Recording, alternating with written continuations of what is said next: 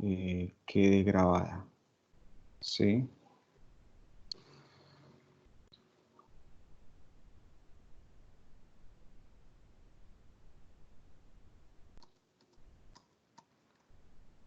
Bueno, bienvenidos a todos. Gracias por aceptar la invitación para dar nuestra clase. Es cerrar los micrófonos de tal manera que no tengamos interferencia. En el momento que necesitan hacer una pregunta, pues la realicen. Entonces les agradezco que por favor silenciemos todos los micrófonos.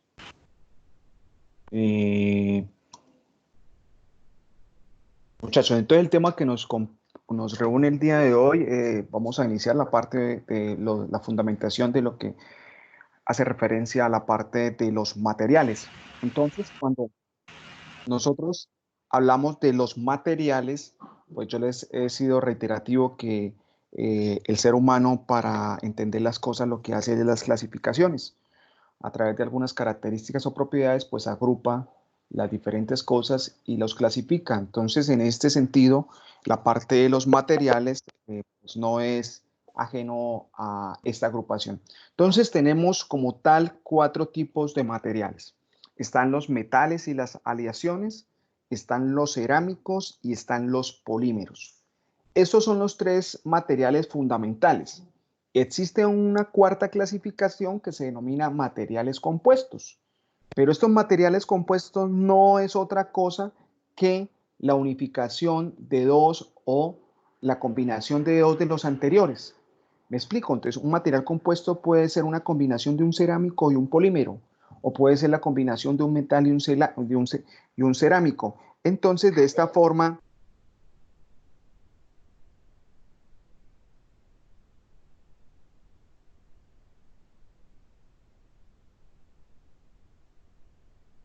entonces les mencionaba que los compuestos no es otra cosa que la unificación de dos de los anteriores.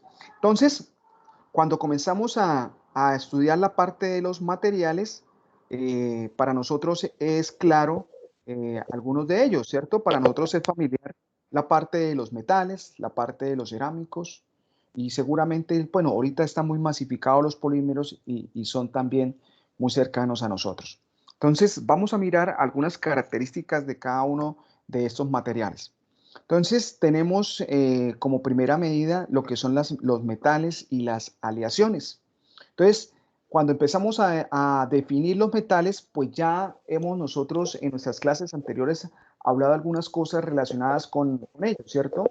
Y, y está relacionada con la parte de los enlaces. Entonces, una primera característica de lo que confiere a los materiales metálicos es que presentan enlaces metales, ¿sí? Enlace metal-metal. Tenemos que los metales y las aleaciones son materiales que presentan enlaces metálicos, tienen una buena ductilidad, una buena resistencia y una buena conductividad eléctrica. Esas son las características fundamentales de lo que son los metales.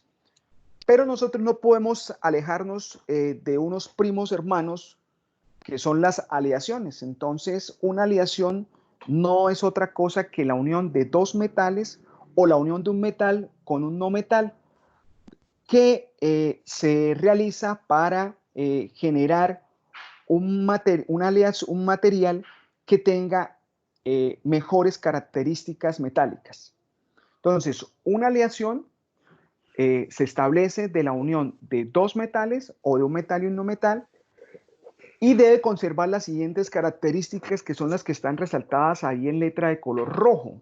Es decir, que se mantenga en su estado sólido, es decir, sea un sólido, y que no pierda las propiedades metálicas. ¿Cuáles son las propiedades metálicas? Pues que tenga enlaces metálicos, de que tenga una buena ductilidad, una buena resistencia y una buena conductividad eléctrica.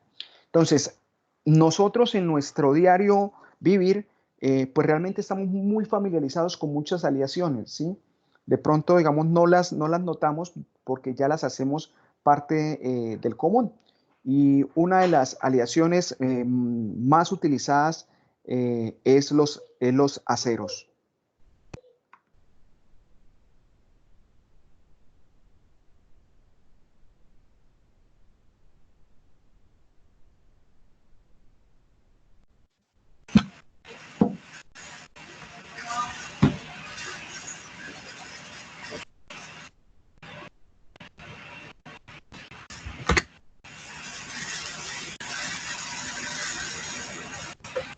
Vuelva a la diapositiva un poquitico, por favor.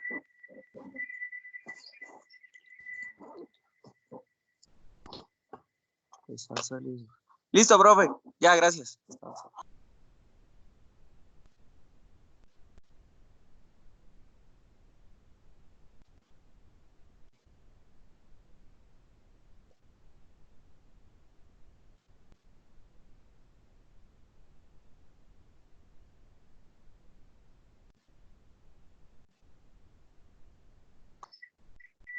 Listo, profe. Listo, ya, profe. Gracias.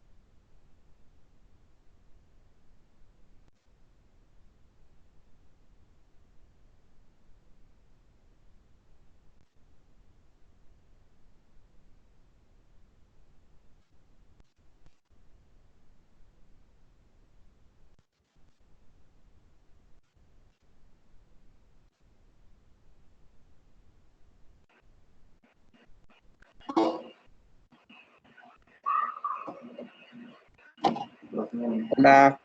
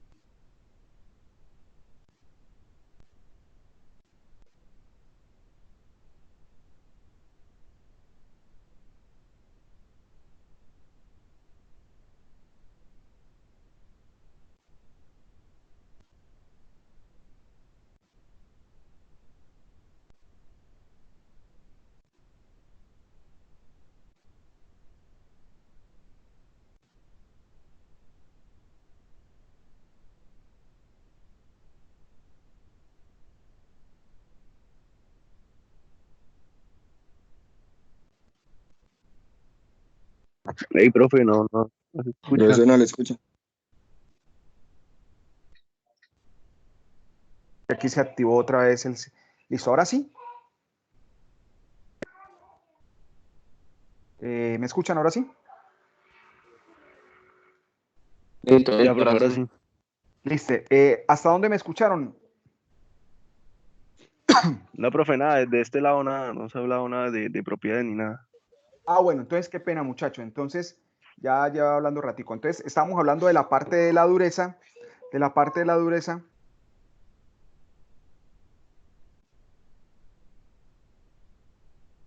Estamos hablando Se de la apagó parte, otra vez, sí, profesor. sí, estamos hablando de la parte de la dureza.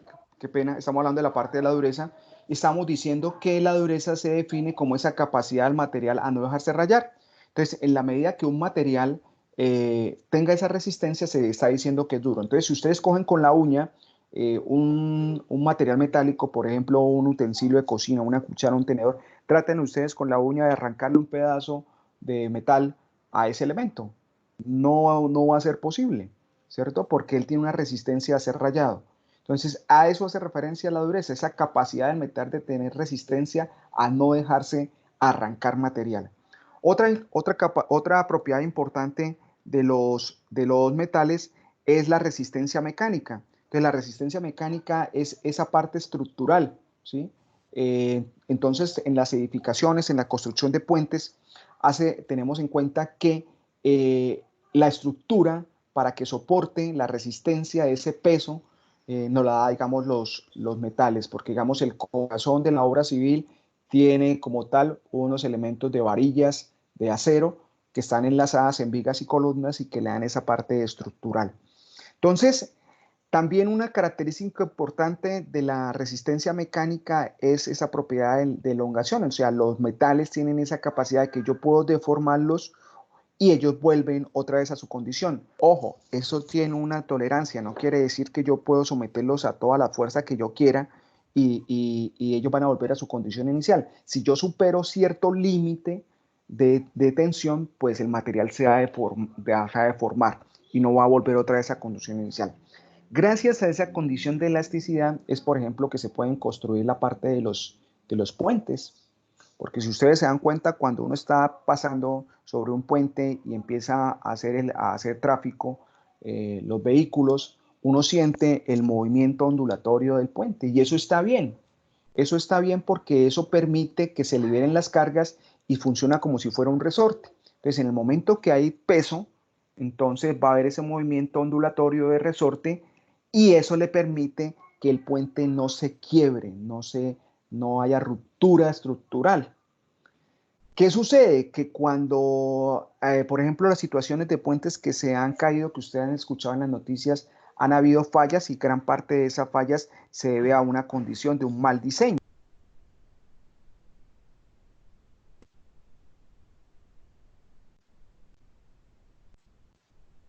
Se apagó. No, tranquilo, entonces les mencionaba Casi no se que, escucha. sí, ahora sí me están escuchando, ¿cierto? Entonces les mencionaba que la parte de los puentes, en las noticias que ustedes han escuchado que se han caído ha sido por falla en el diseño, es decir, muchos de ellos porque el diseño de la cantidad de material estructural de soporte es inferior a las cargas que debe superar, ¿sí? Entonces, ahí empiezan a haber situaciones en las que si se somete una edificación o un puente a una vibración o a un peso mayor, pues la estructura va a colapsar. Entonces, pero es importante tener en cuenta que los materiales de tipo metálico tienen esas características. Otra característica es la maleabilidad, es decir, la capacidad que tienen los metales de yo volverlos láminas. Entonces, gracias a esa maleabilidad, pues yo puedo construir tanques, puedo construir elementos para hacer la parte de los procesos, puedo construir materiales en la parte, digamos, doméstica, la parte de los utensilios, ¿sí? Entonces, ellos te dejan volver láminas, al igual que la ductilidad, es decir, la capacidad de hacer los hilos. Por eso es que nosotros utilizamos los metales en la parte de la conducción de la corriente eléctrica a través de cables, porque se deja hacer hilos y aparte de eso tiene la característica de que puede transportar la corriente eléctrica. Y una condición o una propiedad que es muy particular y que nosotros la vemos es la capacidad que tienen de conducir el calor y la corriente. Entonces, por eso la parte de las transferencias de calor, hay presencia de la parte de los metales, ¿cierto? Los recipientes en los que se hace la cocción de los alimentos en la general o son materiales de acero inoxidable o son elementos de aleaciones de aluminio. Entonces tienen esa capacidad de transmitir el calor y pues la corriente eléctrica que pues ya es común para nosotros visualizarla a través del cableado. Entonces, cuando nosotros hablamos de aleaciones, ya entendiendo que una aleación es la unión de dos o más metales o la unión de un metal con algún no metálico para mejorar las propiedades, acordémonos que para que exista aleación es importante que se conserve ¿qué? El estado sólido y que se mantengan las características metálicas. Entonces, yo puedo clasificar las aleaciones de dos maneras. ¿cierto? En aleaciones de tipo ferrosa y en aleaciones no ferrosas. Entonces, la palabra ferrosa hace referencia a lo que es el hierro, ¿sí? Entonces, cuando digo tipo de aleaciones ferrosas, es que está presente el hierro en mayor composición. Y cuando digo no ferrosas, es que tiene ausencia de hierro o la cantidad de hierro es muy pequeñita. Entonces, digamos, la banderada o aleación predominante en la parte de las ferrosas son los aceros. Entonces, ¿qué es un acero? Es una combinación de hierro básicamente en mayor proporción con un aliante que es el carbono. Y ya de ahí puedo tener una amplia gama de aleaciones, ¿sí?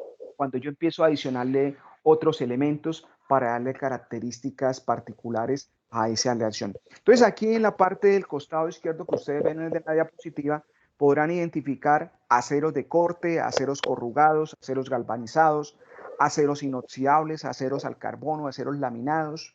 Entonces, hay una serie muy amplia de aceros. ¿De qué va a depender los aceros? De la función a la que yo quiero aplicar, ¿cierto? Entonces, por ejemplo, en las tuberías de la industria de los hidrocarburos, cuando yo voy a bajar una tubería al pozo, ¿sí? Estos pozos por lo general tienen condiciones agresivas desde el punto de vista, de la corrosión, porque el material, la tubería llega hasta el fondo, ¿cierto? Y allá se va a encontrar con gases de CO2, de H2S, con agua salada, que son altamente corrosivas, como ya lo hemos visto en las clases anteriores de lo que es los fenómenos corrosivos. Entonces en este sentido, existe una aleación que es, la aleación de acero al carbono adicionándole cromo. Entonces yo le adiciono la parte de cromo y esto permite que este acero tenga una mayor resistencia a la corrosión. Entonces ese material se llama acero cromo 13 porque tiene un 13% de cromo. Esto le permite y le da características desde el punto de vista anticorrosivo. ¿Sí? Hay otros tipos de aleaciones que son las no ferrosas, ¿sí? Entonces, yo les quiero invitar a que miren la tabla. Eh, ¿Hay alguien que quiera hacer una pregunta? Creo que hay un micrófono que está activado. No le escucho muy bien, la persona pronto quiere hablar, pero creo que tiene fallas en el micrófono. Listo, entonces, ahí vuelvo a retomar y de pronto más adelante. Señor. ¿Las aleaciones las hacen por medio de calor mayor siempre? Lo que pasa es que para que se dé la condición de aliante, sí hay que someterlo a las temperaturas de fusión, ¿sí? Para que el material se funda y tome, digamos, dentro de la estructura el otro componente. Entonces se van a dar. La gran mayoría son en calor, ¿sí? No hay así una función en frío que yo identifique, no la conozco. No sé si exista, es posible que sí, pero la gran mayoría es en fusión de calor. Entonces miremos las otras, las que están ahí desde el punto de vista de las no ferrosas. En la parte de las no ferrosas, entonces vamos a mirar que hay una lista amplia. Entonces, mírense que hay una tabla ahí y que la primera columna está indicado el nombre común y en la otra hay unas columnas que están asociadas a la parte de los metales que la componen. Y la última columna tiene unas características de uso. Entonces, ¿qué se pueden dar cuenta ustedes? Que digamos, por ejemplo, el latón rojo está constituido de un 90% de cobre y un 10% de zinc, ¿cierto? Y tiene una característica que se utiliza para trabajos de alta dureza. Pero miren, digamos, el bronce al magnesio. Identifique de ahí cuántos elementos constituyen esa aleación. ¿Me pueden decir? 8. 8. 1, 2, 3, 4, 5, 6, 7. Muy bien, ¿cierto? Entonces, no es que es la aleación de 2 nomás, ¿cierto? En este caso son 8 y si se dan cuenta, pues hay 2 que priman, ¿sí? el cobre en un 62% y el zinc en un 31%. Y en otro, pues, hay cantidades pequeñas. ¿Y qué característica me da de selección? Tener una alta resistencia. ¿Listo? Entonces, y así vamos a encontrar una infinidad de aleaciones que nos permiten sus usos en determinadas características y condiciones. Entonces, ya habíamos hablado del acero, ¿sí? El acero es una aleación predominante del hierro.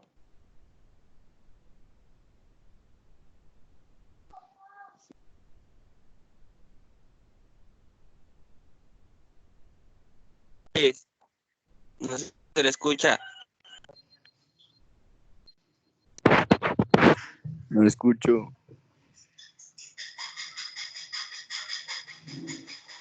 No se escucha nada. No.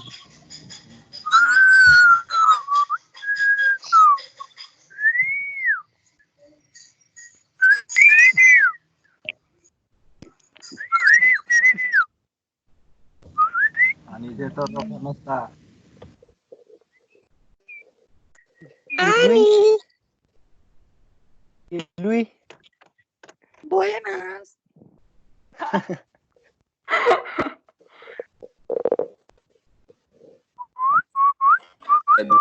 Buen día, grupo. Sí, aquí otra vez, qué pena.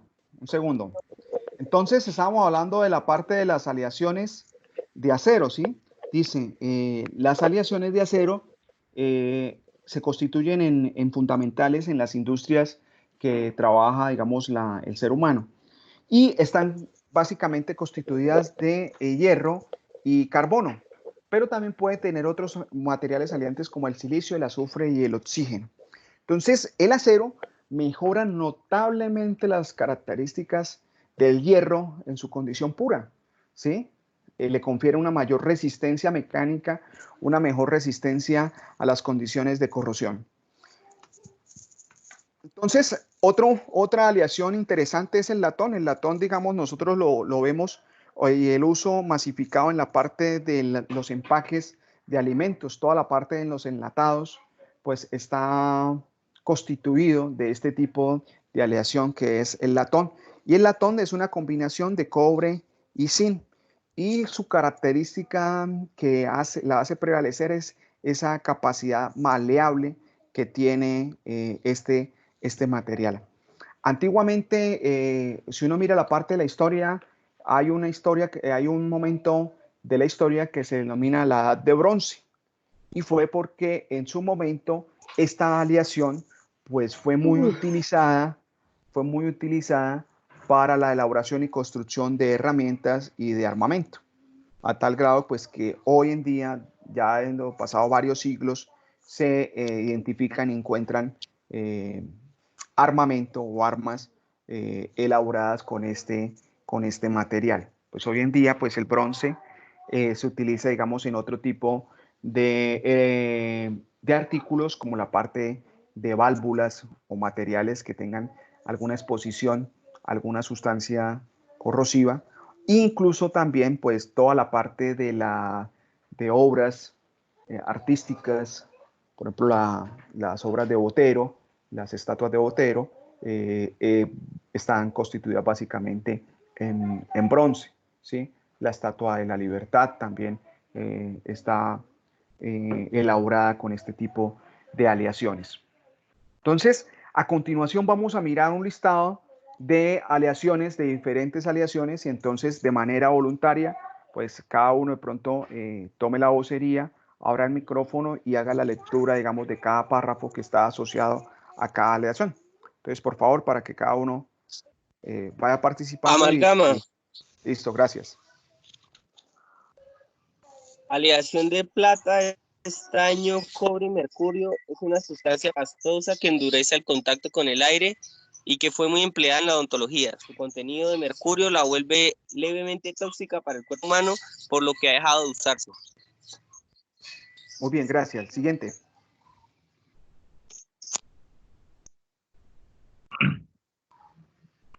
Duraluminio, un metal ligero aunque resistente, fruto de combinar las propiedades del cobre y de aluminio en un enlace aleación.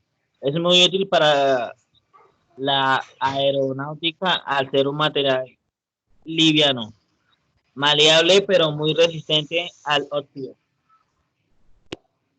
Gracias. Siguiente.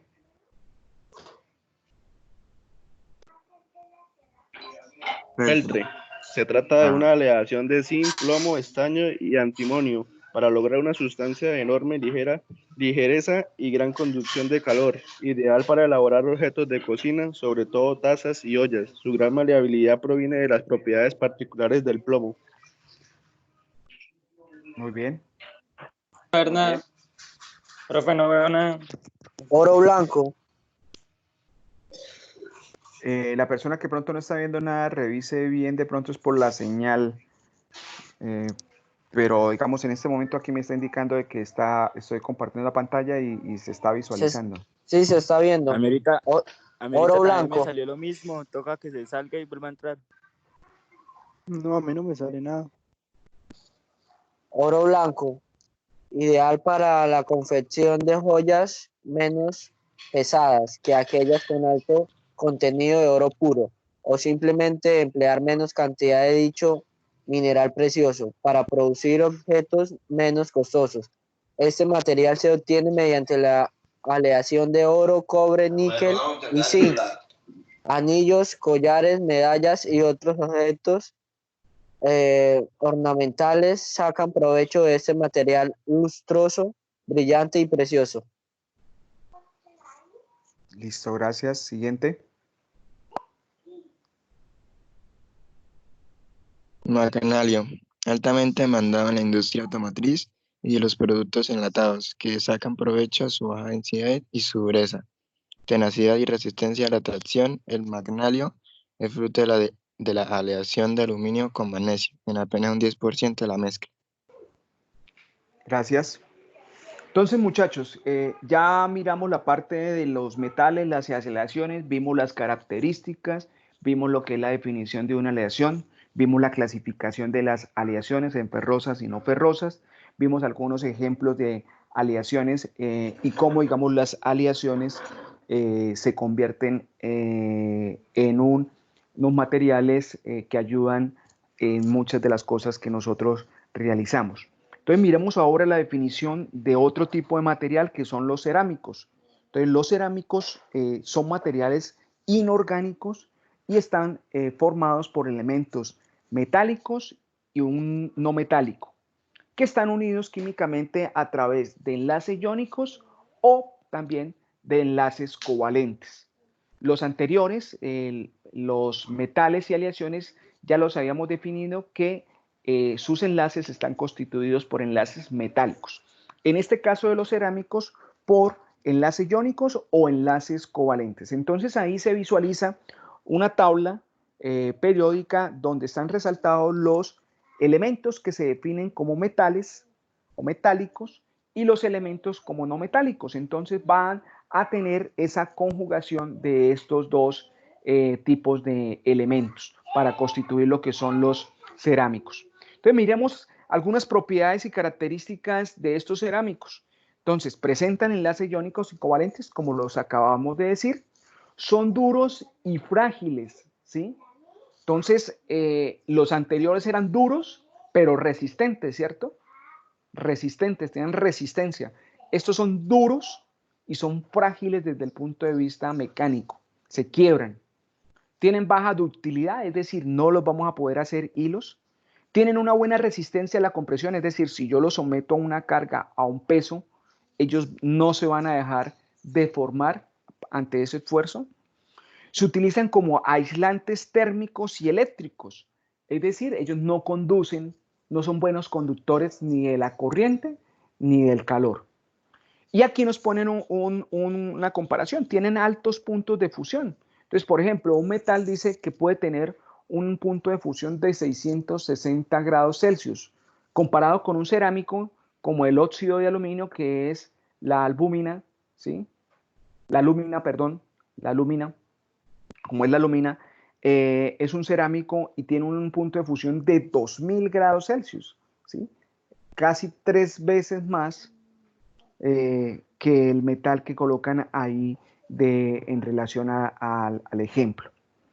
Y otra característica de los cerámicos es que son resistentes a los ambientes agresivos, es decir, van a tolerar las condiciones agresivas de un ambiente, por ejemplo, salino, de un ambiente ácido y seguramente también de un ambiente de un pH básico. Entonces, vamos a mirar acá algunas aplicaciones. Entonces, si nos dan otros... Señor.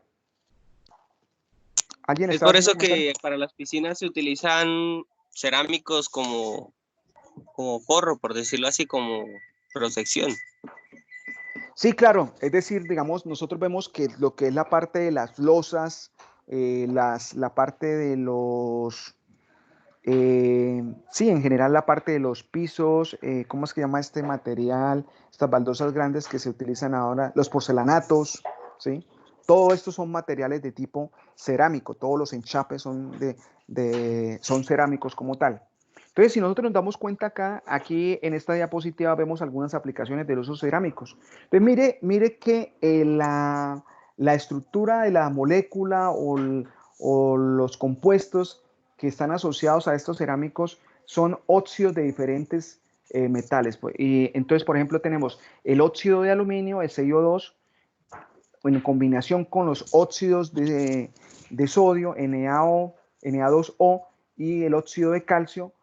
Ese es el material o ese es el cerámico con el que están constituidos básicamente los vidrios, ¿sí? Entonces, los vidrios son cerámicos, donde realmente, digamos, la composición mayoritaria de ese vidrio son óxidos de silicio. ¿Y qué es el óxido de silicio? Pues lo que nosotros conocemos como la arena, ¿sí? Entonces, ¿qué características tiene, digamos, ese material? Ópticamente útil, es decir, permite el paso de la luz, por eso yo puedo ver a través de un vidrio, digamos, visualmente, entonces ópticamente tiene esa característica y tiene un aislamiento térmico, ¿sí? Entonces, este material no hace transferencia de calor. Es posible que, digamos, con la radiación solar el vidrio se pueda calentar un poco, pero él no transmite, digamos, no hay conducción de la parte de las ondas de calor. Otro material que vemos ahí como ejemplo es la parte de los bloques, ¿sí? Y aquí hace referencia a los bloques refractarios, a los que están de pronto constituidos o elaborados, estos hornos que se elaboran para generar alguna condición de alta temperatura. Entonces, ese material refractario, esos bloques o ladrillos refractarios son una combinación de óxidos de aluminio, de óxidos de silicio y óxidos de magnesio. Entonces, ¿cuál es la característica? Que soportan altas temperaturas y son aislantes térmicos. Entonces, muchos de estos materiales cerámicos también se utilizan como moldes para la parte de las fundiciones. Entonces, si yo tengo un material de un material metálico que lo necesito fundir y generar, digamos, un elemento, el molde para albergar esa fundición es de material cerámico, porque él tiene esa alta resistencia térmica y le permite, digamos, utilizarlo como molde y no destruirse o deshacerse. Entonces, cuando hablamos también de los cerámicos, tenemos una clasificación, ¿sí? Entonces, esta es una clasificación de tipo funcional. Entonces, existen cerámicos tradicionales y cerámicos ingenieriles. Entonces, los tradicionales, como su nombre lo dice, es los del común, ¿sí? Y están constituidos o están elaborados básicamente por tres tipos de componentes básicos de cerámicos. Un cerámico que son las arcillas, otro cerámico asociado que es el sílice o óxido de silicio y otros que son los feldespatos. Entonces, estos materiales de arcilla, sílice y feldespatos son utilizados para elaborar materiales o elementos que son de nuestro diario, de nuestra vista común, ¿sí? Entonces, por ejemplo, toda la parte de los ladrillos de arcilla se fabrican de arcillas, los vidrios los elaboramos a través de los óxidos de silicio, del sílice. Entonces, se denominan o se clasifican tradicionales porque son de uso común. Ya los materiales cerámicos de tipo ingenieril, nos vamos a dar cuenta que por lo general son materiales donde su composición está en estado puro. A diferencia de los tradicionales, son unas mezclas que están asociadas ahí de varios componentes, ¿cierto? Por ejemplo, miremos la arcilla. Mire que la arcilla tiene un componente que está ligada a óxidos de aluminio, Al2O3, con óxidos de silicio, con agua, está la molécula de agua, y dice que puede contener otros óxidos de hierro, manganeso y de cal. O sea, es una combinación de compuestos, ¿cierto? Que está ahí, que me da, digamos, ese material que se ha denominado arcilla. En el caso de los ingenieriles, están en su condición de estado puro. Entonces tenemos la alúmina, ¿sí? El mismo óxido de aluminio que está asociado a la arcilla, pero allá la arcilla está con otros componentes, ¿sí? Aquí está solito. Y esa alúmina, como se lo mencionaba ahorita, es muy utilizada para la parte de moldeaje, porque yo puedo en ese molde adicionar un material fundido y elaborar la pieza que quiero. Está la circonia, que es un óxido de circonio que es utilizado para la parte de los sensores. Y está el titanato de plomo circonio, que es un material muy bien ampliamente, digamos, ahorita utilizado por una característica, una propiedad, es que es un material piezoeléctrico, es decir, que en la medida que yo le ejerzo presión al material, él me genera un voltaje. Entonces, son materiales que son especializados y tienen un uso, sobre todo en la parte de la electrónica, en la parte de los sensores. ¿Sí, señor? Cuénteme.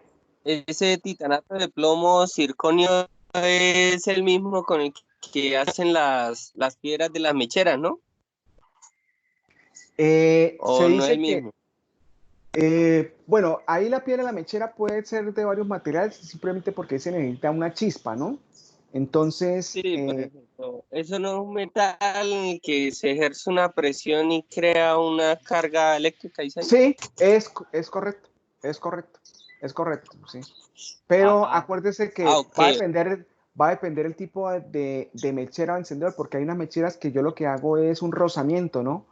Hago una fricción en la medida que genero. Entonces, hay otros hay, digamos, otros elementos de encendido que generan un voltaje y generan la chispa, ¿sí? Es diferente, digamos. Pero yo me refería a que ese material se va a apreciar en las mecheras, o no es el mismo material para la piedrita esa circular de la... No, es decir, las mecheras que nosotros vemos ahí común en encendedores, no, eso es una piedra, digamos, entre comillas, que es común. Sí, es un cerámico seguramente, pero no es de titanato de plomo circonio, porque este es un material costoso, ¿sí? Es un material, este material se utiliza en la parte de los... Yo pensé que esa piedra, yo pensé que esa piedra era de ese material, o sea, pensé que podía apreciar en ese material. No, ahí el funcionamiento para las encendedoras es que yo le doy un rozamiento, genera una chispa y hago el encendido, pero no es digamos, un material piezoeléctrico, porque es muy especializado y es costoso. Pero decía eso que es como una especie de lija, ¿no? Sí, puede ser que es el siguiente, un carburo de silicio. Entonces, ese carburo de silicio sí es un material abrasivo que se utiliza para la parte de pulimiento, ¿sí? Entonces, estos discos de pulimiento que se utilizan para hacer desgastes o de piezas, pues es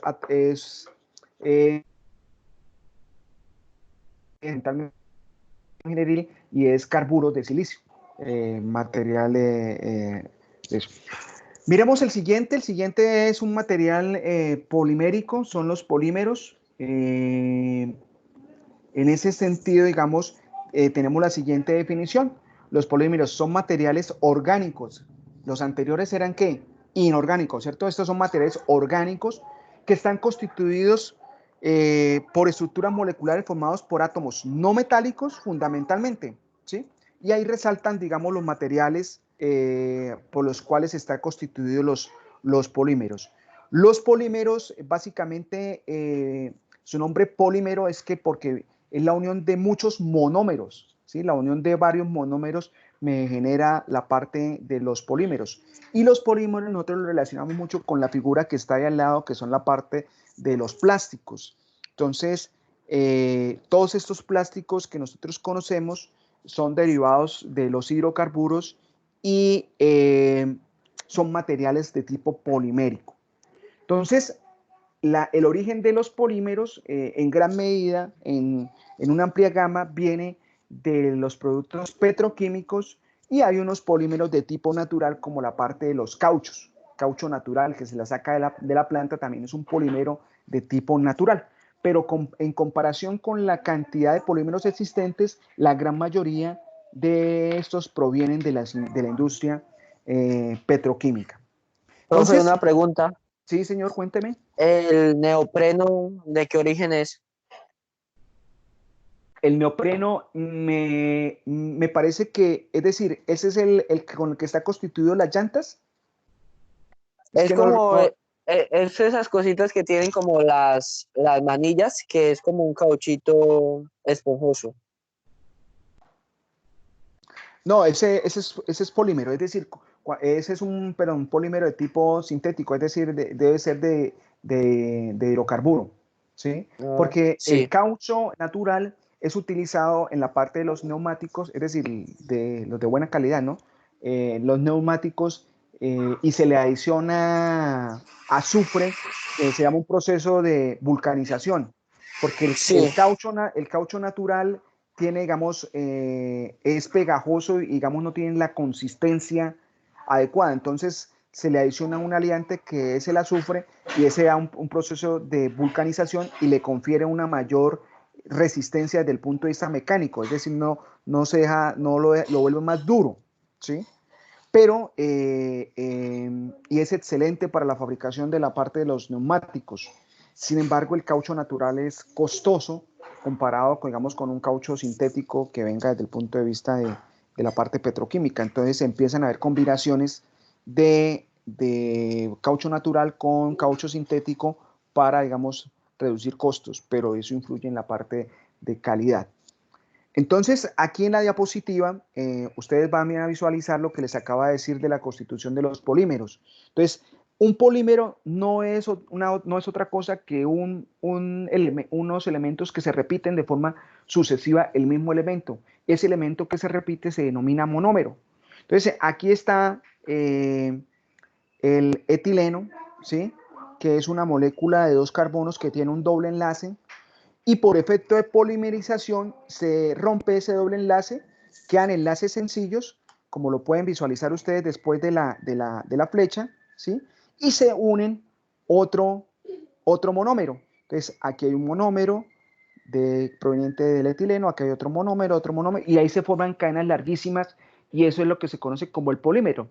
Y en este caso, pues, esta es la molécula de polietileno, ¿sí? Entonces, aquí de forma esquemática está en la parte baja lo que les acabo de decir, está el monómero, y por la unión de muchos monómeros genero el polímero.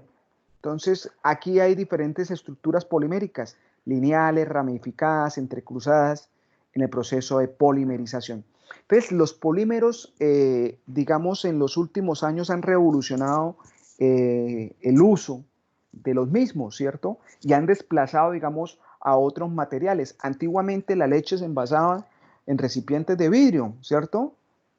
En cerámicos.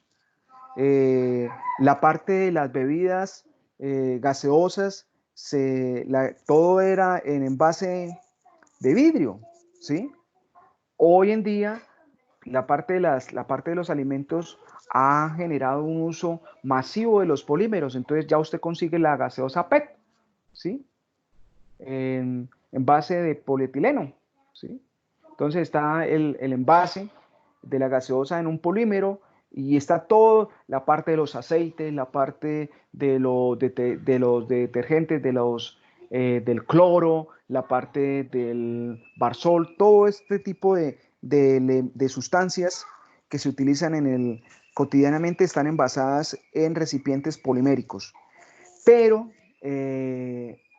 a ese uso desmedido también de los polímeros es que se han venido generando dificultades y problemas desde el punto de vista de impactos ambientales. Pero no, el problema no es el polímero, no es el material. El problema es el uso desmedido del ser humano en la utilización de estos materiales, ¿sí? En el consumismo, ¿sí? Es que, En el uso de un recipiente y volverlo desechable, ¿cierto? Todo lo que queremos es destruir, que nos sirva en el momento y botarlo. Y ese es el problema que hemos generado en la humanidad.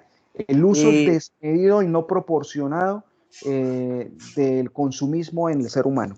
Sí, el cuéntame. problema es que pues, ¿cómo se llama eso? Los polímeros son como, se tardan mucho en degradarse, ¿no? Entonces también por eso es que hay tanta contaminación gracias a ellos. Sí, ahorita lo vamos a mirar y vamos a darnos cuenta que algunos polímeros se pueden reciclar, es decir, se pueden reutilizar, y hay otros polímeros que definitivamente no se pueden volver a utilizar. Entonces ahí vamos a generar un problema lo que dice el compañero.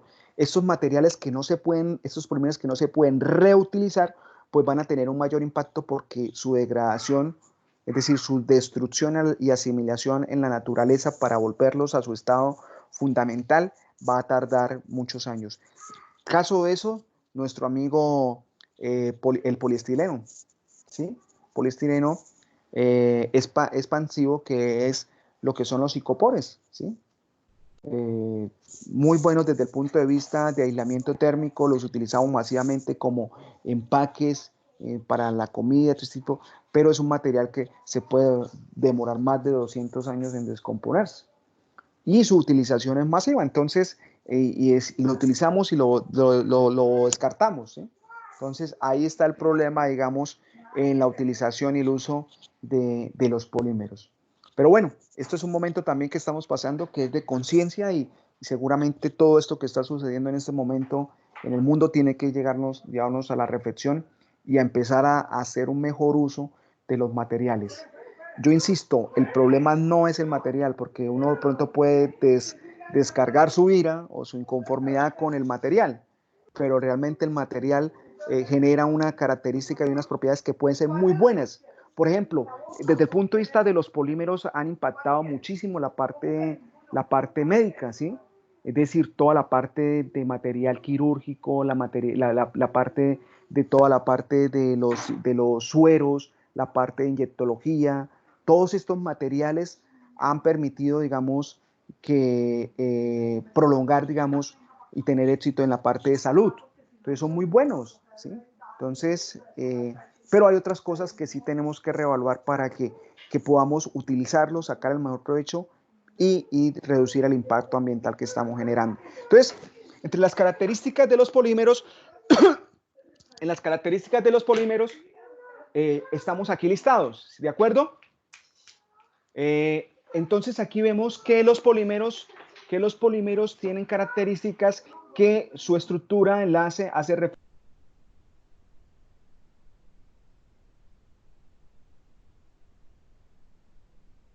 Profe, el audio.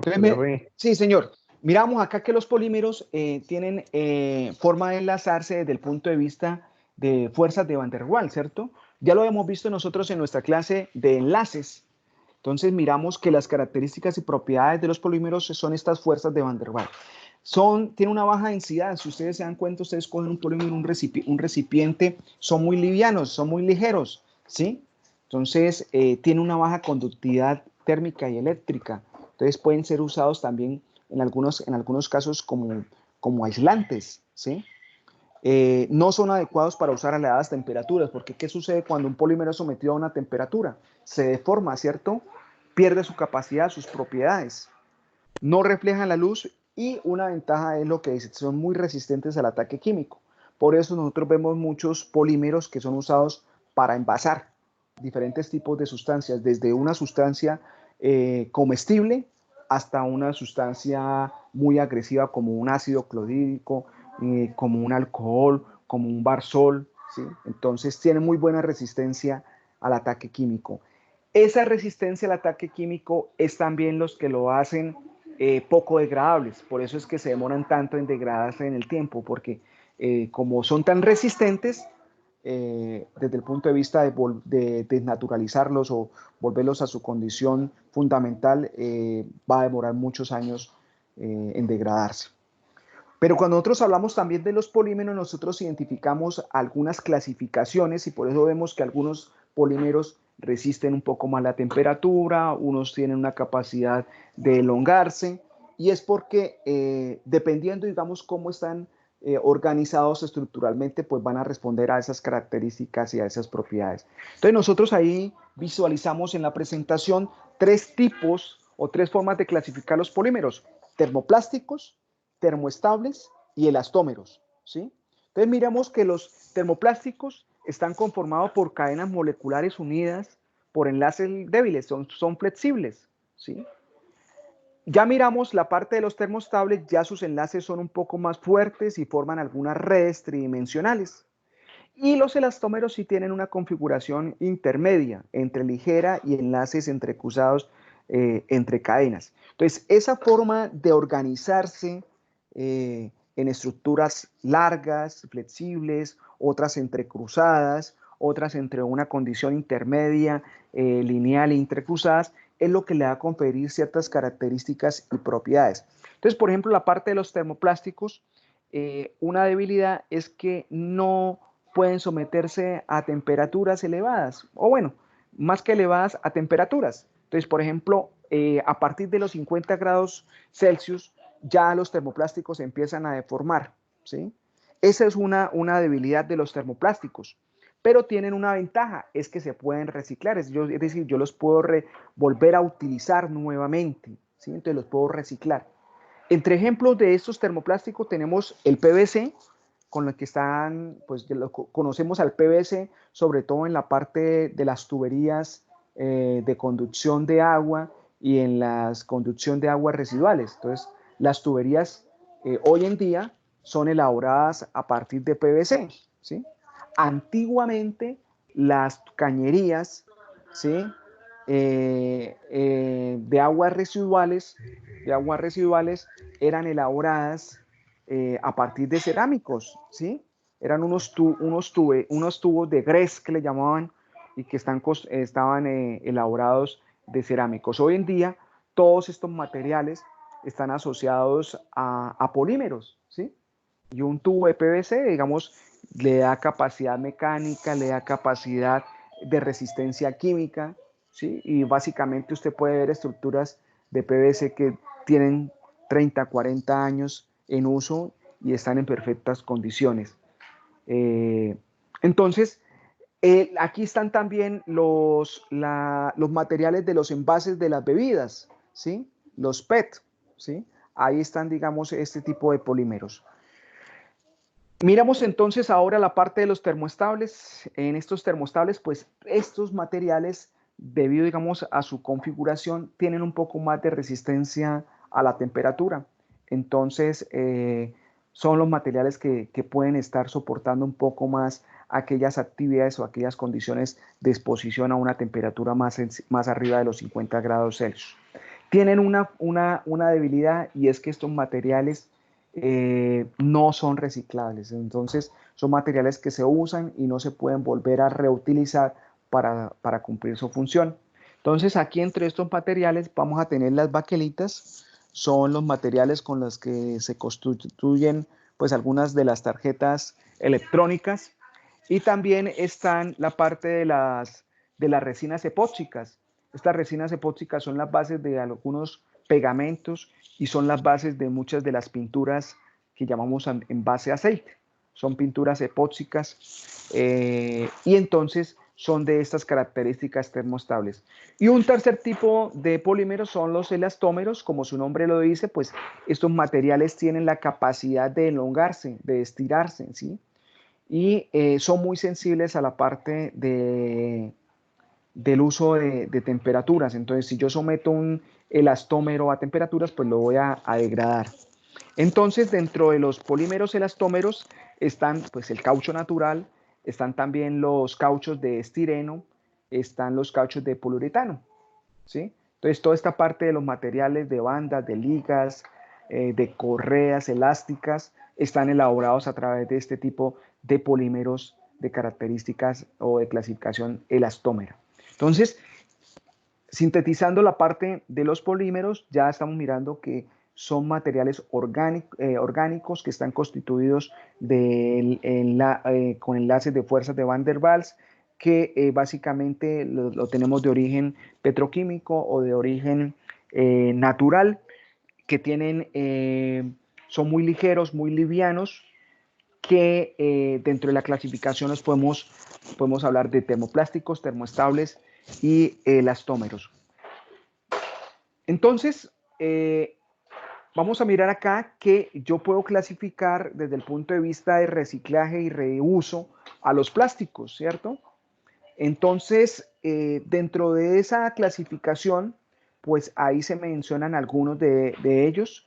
Están asignados a unas iniciales, que es desde el punto de vista de cómo están fabricados, los elementos que están fabricados, su origen, y un número. Entonces, una dificultad también para el reciclaje de los polímeros es que yo tengo que separarlos, ¿sí?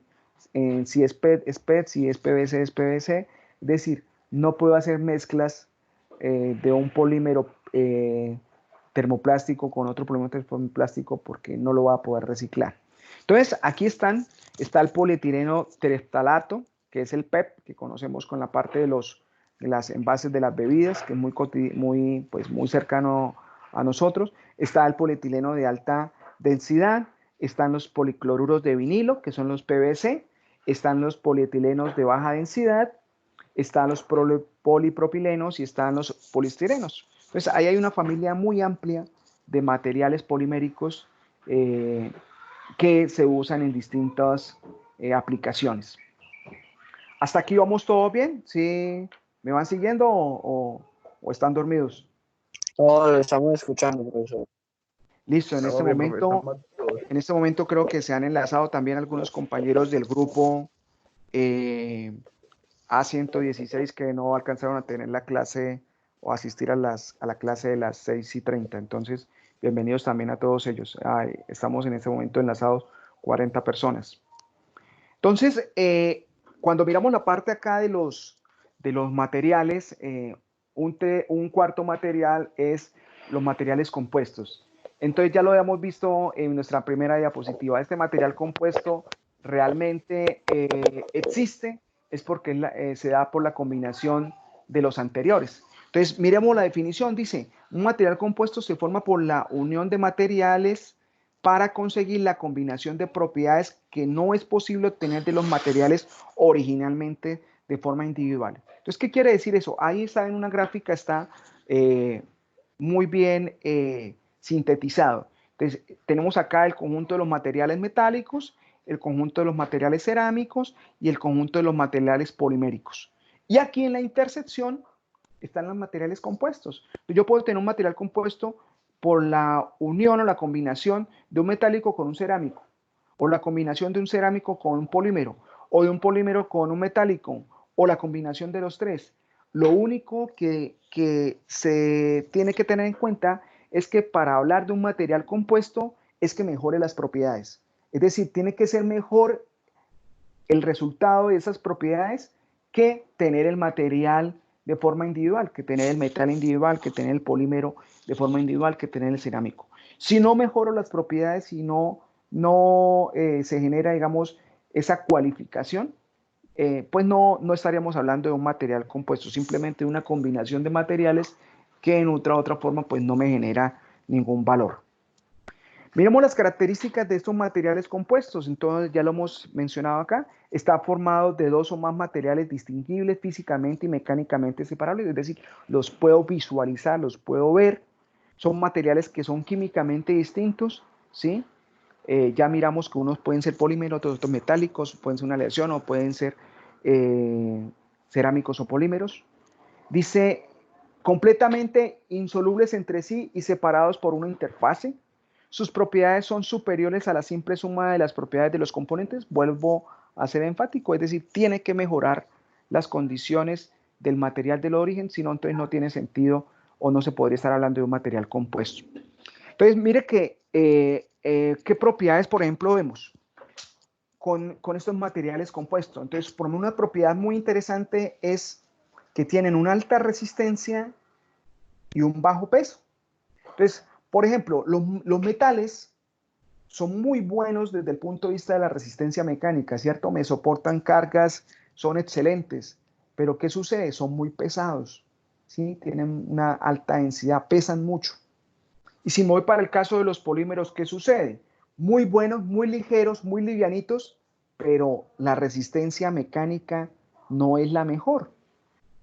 Entonces, cuando yo tengo acá esas dos falencias, es decir, o no tengo, digamos, todas las características que quiero, aparecen materiales compuestos donde son livianos y tienen muy buena resistencia mecánica. Ya los vamos a ver. Por ejemplo, las fibras de carbono son livianos y tienen excelente resistencia mecánica. Entonces, a eso hace referencia los materiales compuestos. Hay otras características, por ejemplo, tienen una alta resistencia a elevadas temperaturas y tienen resistencias elevadas al impacto. Entonces, estas son algunas características o propiedades de los materiales que hemos denominado compuestos. Los materiales compuestos están constituidos por una matriz. ¿Sí? ¿Alguien tenía alguna pregunta? ¿Que abrió el micrófono? ¿No? Listo, entonces seguimos. Entonces, los materiales compuestos pues están asociados a una matriz y a un material de refuerzo. Entonces, la matriz por lo general es la parte que está en mayor proporción, ¿sí? Es la parte continua y es la que tiene la capacidad y las características físicas y químicas, es la que me da, digamos, esas condiciones. Y la parte del refuerzo, el componente refuerzo, es el que está, digamos, en una menor cantidad, y su geometría es fundamental a la hora de definir las propiedades mecánicas del material. Entonces, de pronto el que me da la parte del aglutinante, de la aglutinación. Entonces, esos son los componentes que estarían asociados a un material de tipo compuesto. Entonces, como hemos venido hablando de todos, los hemos venido clasificando, ¿sí? Entonces, los materiales compuestos los podemos clasificar en materiales compuestos particulados, materiales compuestos reforzados por fibra, materiales compuestos laminares o materiales compuestos tipo sándwich. Entonces, ¿qué tenemos acá? En la parte de los materiales particulados, si se dan cuenta, hay un material matriz, ¿sí? Que está ahí como base, y hay un material que es el material que está en partículas, que es el aglutinante. Entonces, cuando yo tengo, por ejemplo, la mezcla o la combinación de un metal como el aluminio y tengo el material de un cerámico como el carburo de silicio, entonces yo los junto y me da unas características de un material compuesto particulado. Otro ejemplo, por ejemplo, de un material compuesto particulado es el cemento, ¿sí? El cemento es una combinación de cerámicos junto con metales. Entonces, el cemento es un material de tipo compuesto, de tipo y de clasificación dentro de los particulados. Entonces, aquí hay algunos piezas o elementos que tienen partes que están asociados a materiales compuestos. Entonces, un material, la parte de los pistones y en los discos de freno. Entonces, nosotros hemos visto, digamos, los elementos que hacen el frenado en el disco, está elaborado con materiales compuestos. Entonces, esos son buenos ejemplos de materiales o elementos que están constituidos, algunas partes de ellos, de materiales compuestos. Otra clasificación que profe, tenemos de los materiales. ¿Sí, señor? Profe, una pregunta, los frenos, ¿sí? O sea, está hablando del disco, o sea, el freno, ellos de qué están compuestos. O sea, las pastillas, sí, las pastillas. Sí, las pastillas son aglomeraciones, algunos tienen fibras, ¿sí? Y hay un material que también, que es el Kevlar, ¿sí? Que se utiliza. Entonces son ahí aglomerados que están donde hay un polímero que los aglutina y puede estar un material de tipo cerámico que hace también, que le da, digamos, que le confiere la característica para que haya la adhesión, ¿sí?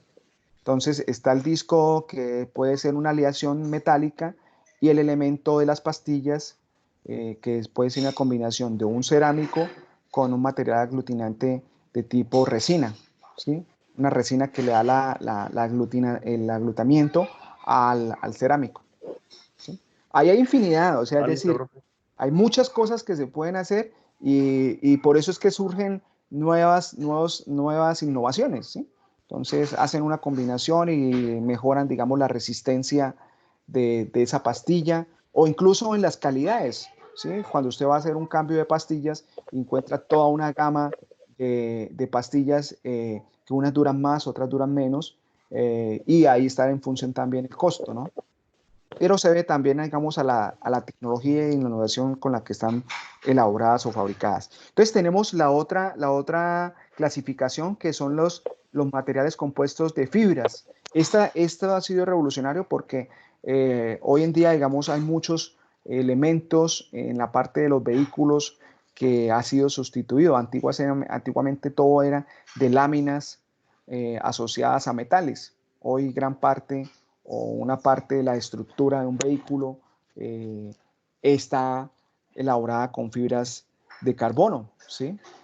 Le da una buena resistencia mecánica, le da un menor peso al vehículo, abarata, digamos, el consumo de combustible. Desde el punto de vista de una colisión, pues la energía, usted sabe que en el momento de que hay un choque, pues la pieza se puede destruir y libera energía y eso hace que el pasajero no sufra, digamos, traumatismo, ¿sí? Si absorbe la energía, pues esa energía que absorbe la va a transmitir al pasajero y el pasajero va a verse lesionado. Entonces, desde ese punto de vista también, digamos, hay un impacto en el mejoramiento de las condiciones y lógicamente amarrado también con una parte de costos, ¿sí? Porque también se liga a una reducción de costos. Entonces, estas fibras reforzadas que han dado resistencia a la tracción y rigidez. Entonces, una de las fibras que se utiliza es la fibra de vidrio, ¿sí? Entonces, la fibra de vidrio, como su nombre lo dice, es un material fibroso que obtiene al hacer fluir vidrio a través de una pieza de agüeros muy fino. Entonces quedan los hilitos, ¿sí? Los hilitos muy finos de la parte de la fibra de vidrio, ¿sí? La fibra de vidrio sería entonces elaborada a partir de óxidos de silicio, o sea, sería un cerámico. Pero cuando usted une esa fibra de vidrio con un epóxico, es decir, con un material polimérico, entonces el material polimérico le va a dar estructura, le va a dar firmeza, ¿cierto? Le va a dar adhesión. Y la fibra, pues le va a dar toda la parte de la resistencia. Entonces hoy en día se fabrican muchas cosas a punta de fibra de vidrio. ¿Qué características va a tener? Que van a ser buenos aislantes térmicos, van a ser inertes a altas temperaturas y van a tener un costo menor. ¿Listo?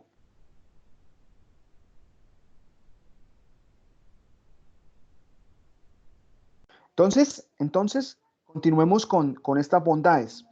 Entonces aquí vemos unos ejemplos de donde se utiliza en la parte de la fibra de vidrio. Entonces ya hay muchos elementos como la parte de las tinas o incluso ya estructuras como piscinas, jacuzzis, todo este tipo de elementos de baño están elaboradas con fibras de vidrio, ¿sí? Entonces son materiales que le dan buena resistencia mecánica, o sea, una persona se puede parar y no se va a quebrar, le va a dar un buen peso, es decir, usted va a alzar un material de esto y va a ser liviano, de acuerdo, digamos, a toda su estructura, a su tamaño, es liviano, o están, digamos, todos los materiales construidos de embarcaciones, toda esta parte de callas, la parte de los vehículos, la parte de muchas partes de las motocicletas, también de los elementos, están constituidos con material de fibra de vidrio. Están las fibras de carbono. Estas fibras de carbono, pues, son más costosas, ¿sí? Están diseñadas para elementos, digamos, de una mayor gama desde el punto de vista de su uso. las bicicletas, por ejemplo, de todos, la parte del ciclismo competitivo está elaborado con materiales de fibra de carbono. Entonces, son muy buenos desde el punto de vista de la resistencia mecánica y son muy livianos. Entonces, los hacen aptos para, sobre todo, aquí también dice que se usa para la parte de la industria aeroespacial, ¿sí? Entonces, aquí hay, digamos, elementos de fibra reforzada de carbono, está, digamos, los marcos de las bicicletas.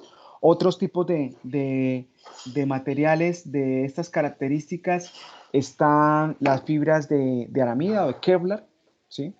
DuPont fue el primero en que utilizó estas fibras de poliamida y tenían pues su patente, ya digamos está liberada la patente, y una de las características o propiedades ha sido que da una alta resistencia a la tracción, presentan una baja densidad y una buena resistencia al impacto. Entonces todos estos materiales compuestos han revolucionado la parte de los materiales, ¿sí?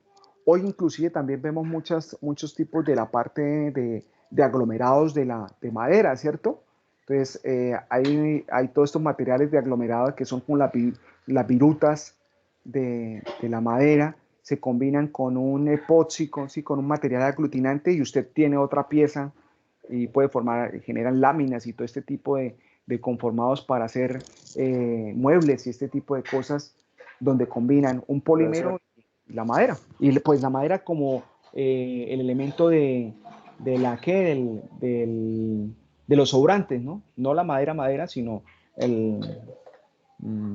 bueno, vulgarmente le dice el rusque, todos estos materiales que de pronto desechos y aglutinan y se forman materiales muy buenos. Sí, señor, cuénteme. ¿El carbón, el bóxer y la silicona deberían siendo un polímero? Sí, la silicona es un polímero. Se constituye como si fuera un material termoestable. Bueno, ahí hay también una gama también muy amplia de siliconas, ¿no? Hay siliconas que se necesitan elevar la temperatura para fundirlas.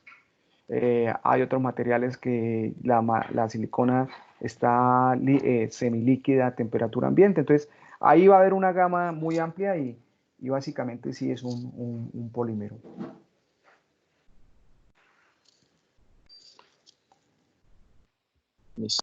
Otra clasificación de la parte de los materiales compuestos están los que están constituidos por láminas, ¿sí? Entonces son materiales que tienen diferentes capas y ustedes lo han visto, digamos, hay una lámina, viene un adhesivo, otra lámina y esto se constituye para dar una mayor rigidez, disminuir la parte de los pesos y hacerlos resistentes a la corrosión. Entonces aquí vemos un ejemplo, ¿sí? Entonces, por ejemplo, tenemos una lámina de aluminio, ¿cierto? Un polímero que es la aramida, ¿sí? Un aluminio, la aramida, y se van constituyendo este tipo de láminas, ¿sí? Esos materiales o este tipo de aleaciones o tipo de materiales asociados con aluminio se utiliza mucho en la parte de las aeronaves, ¿sí? La parte aeroespacial. Entonces, aquí es un buen ejemplo de material compuesto donde se constituye de esta forma. Entonces, aquí hay nombres, mire, si se dan cuenta, ahí está un nombre de un material compuesto que se llama aral, que es un laminado de aramida de aluminio, como el que está visualizado acá en la imagen. Hay otro material compuesto que se llama glare, que son láminas de fibra, de vidrio y de aluminio. Entonces, dependiendo del tipo de uso a lo que lo quiera someter, pues voy a tener un material que me responda a esas necesidades, ¿sí? Y finalmente vamos a tener acá un material que está definido como el tipo sándwich, ¿sí? Entonces, Una pregunta. sí, señor, le escuchamos. Esto, un panel solar que vendría siendo. ¿Un panel solar? Bueno, Sí, señor. ahí el panel solar tiene, digamos, materiales, tiene una combinación de materiales, porque hay unos materiales que son muy sensibles a la parte de la transmisión del calor y el almacenamiento del calor y convertirlos en la parte eléctrica. Entonces, por ejemplo, hay paneles solares que tienen materiales piezoeléctricos, ¿sí? y pueden a través de esa característica captar y transformar la luz solar en una parte de movimiento de electrones, de corriente eléctrica. Entonces, muchos elementos que nosotros vemos en nuestra vida diaria son combinaciones de varias cosas o de varios materiales. No podríamos decir que es uno solo. Entonces, un material, una celda solar, pues va a tener materiales de aleaciones, va a tener seguramente partes o elementos cerámicos especializados y posiblemente va a tener de pronto algún aislante o alguna parte que le permita tener, digamos, esa condición de aislar la corriente que se está de pronto generando, que puede ser polímeros. Entonces, no podríamos eh, como encasillar que una pieza o algo está fabricado únicamente de un tipo de material, porque puede suceder que sus elementos tengan multiplicidad de elementos. Por ejemplo, un computador, ¿sí? Un computador, la parte de su disco duro y todo este tipo, pues va a tener materiales asociados a semiconductores. El computador pues tiene una carcasa que seguramente es un material polimérico o un material compuesto, ¿sí? Entonces, la parte en los teclados, lo que hace que una tecla vuelva a su condición inicial, hay unas gomas, entonces será un polímero. Entonces, es la combinación de todos los materiales, entonces no es posible clasificar para algunos casos que un equipo o un elemento esté constituido de un solo tipo de material.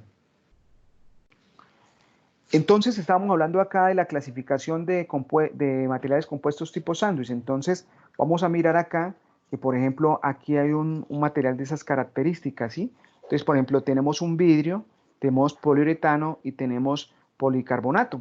Entonces, este material, por ejemplo, tipo sándwich, es el que tienen, por ejemplo, la parte de los visores de las aeronaves, ¿sí? Las ventanas de las aeronaves. Entonces están constituidos de un material compuesto donde tiene la combinación del vidrio, que sería un cerámico, la combinación de un poliuretano, que sería un polímero, y un policarbonato, que es un polímero. Entonces tenemos polímeros y cerámicos para constituir este material cerámico, ¿sí? ¿Y qué me va a dar? Pues va a permitir tener las propiedades ópticas, es decir, que yo pueda ver a través de él, me va a permitir tener la resistencia y la capacidad mecánica para que una condición de presión, de esfuerzo, digamos, a la altura de la aeronave no quiebre de pronto el vidrio. Entonces, esta condición mejora esas características, propiedades, y es un buen ejemplo de un material compuesto tipo sándwich. Aquí en esta imagen también vemos, esto parece ser como láminas o un aglomerado de madera, ¿sí? Seguramente está la madera y un polímero que hace la adhesión. Aquí, digamos, en este tipo de sándwich se utilizan estos materiales también para retirar los sonidos de alguna cabina, ¿sí? Llaman eliminar, digamos, esos ruidos, la parte de los estudios de grabación o en la parte esta de donde se hacen los exámenes auditivos, donde se necesita aislar las ondas sonoras, pues se utilizan estos tipos de materiales que son utilizados como aislantes acústicos, ¿sí? ¿Alguna pregunta? Y por lo menos, ¿esto qué? Un vidrio, ¿cómo se dice? Un vidrio... ¿Vidrio de seguridad? Sí, exacto. Sí, es decir, estos materiales seguramente son vidrios que no serían únicamente cerámicos, sino materiales compuestos. Entonces, un vidrio de seguridad seguramente tiene algún material asociado a un polímero, ¿sí? O de pronto algún metal que le confiere una mayor resistencia, ¿sí? Una mayor resistencia mecánica o una respuesta a una ruptura. Entonces, por la parte de los panorámicos de los vehículos, ¿sí? No son vidrios convencionales, sino son vidrios de seguridad, de tal manera que si hay una ruptura, pues el vidrio no genere, digamos, elementos filosos, ¿sí? O no se genere, digamos, una grieta que vaya a generar filos cortantes, sino lo que él hace es destruirse de forma granular, ¿sí?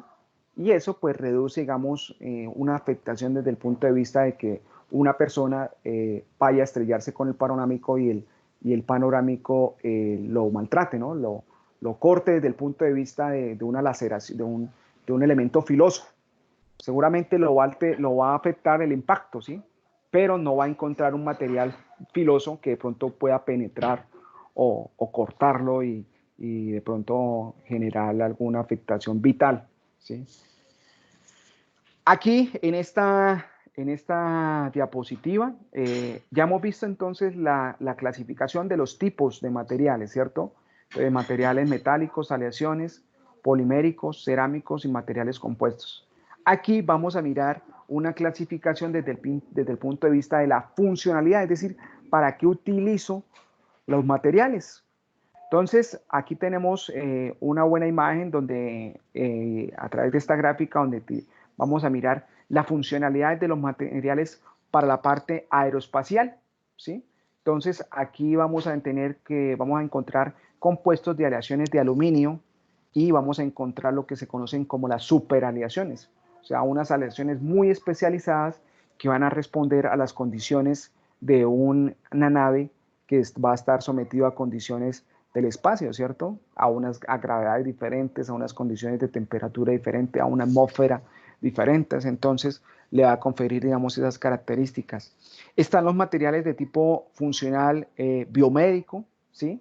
Entonces aquí están las aleaciones de titanio, algunos plásticos, alguna parte inoxidable. Entonces en las aleaciones de titanio, por ejemplo, están estos materiales que se utilizan para la parte estructural, en la parte ósea, ¿sí? Cuando yo necesito hacer una intervención donde voy a unir material óseo, entonces se utiliza tornillería y se utilizan láminas que le permitan a ese hueso volver a recobrar su estructura o a mejorar de pronto la unión de pegue, ¿sí? Entonces se utilizan estas aleaciones que tienen unas características inertes ante los fluidos corporales, entonces ante la parte de la sangre o ante y el cuerpo las asimila, o sea, no las rechaza y no genera, digamos, alguna resistencia.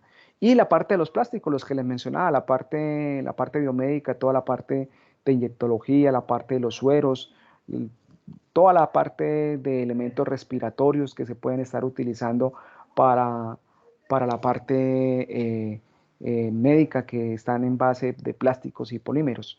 Entonces, desde el punto de vista funcionales de la parte electrónica, entonces todos los semiconductores, en la parte funcionales desde el punto de vista de las tecnologías de energía y medio ambiente. Entonces, por ejemplo, aquí cabe lo que mencionaba el compañero relacionado con la parte de las celdas de capturar energía del sol para transformar en la parte eléctrica. Entonces, aquí ya vienen materiales especializados. Entonces, están los cerámicos de tipo ingeniería, los óxidos de circonio, ¿sí?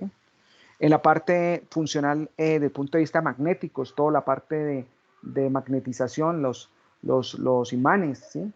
Que cumplen funciones desde el punto de vista de las bobinas, todo este tipo de fabricación de generar motores, ¿sí? Entonces están los materiales de tipo de hierro y las aleaciones ferrosas.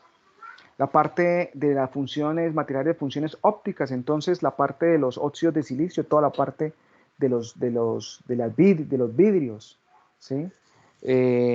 Aquí también de pronto caben la parte de algunos polímeros, los que usamos lentes, la parte de los policarbonatos, ¿sí? Que tienen las propiedades también ópticas. Están los materiales inteligentes, que digamos esos tienen una configuración de que recobran su condición inicial. Está aquí, sería interesante realizar alguna lectura de pronto en materiales inteligentes. De pronto busco algo y se los comparto para que ampliemos un poco más ese tipo de materiales que tienen esa función como inteligentes, que de pronto no es tan común o no lo escuchamos de forma rutinaria. Están los materiales de funciones estructurales, que estos sí para nosotros son muy comunes y nos encontramos a diario con ellos. Entonces están aquí toda la parte de los aceros, los aluminios, las fibras de vidrio, la parte de los concretos, la parte pues incluso de la madera. Entonces esos materiales que cumplen esa función estructural.